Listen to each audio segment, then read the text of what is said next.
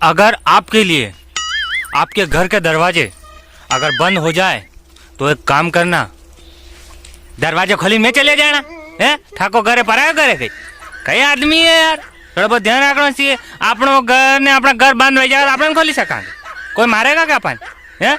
Mummy papa आजकल कूड़े गया होगा, तुम खोली सको, कमाड़ खोलो, रोटी खाओ, ये दूसरा परसेरे का टापरा बेचे जाएगा।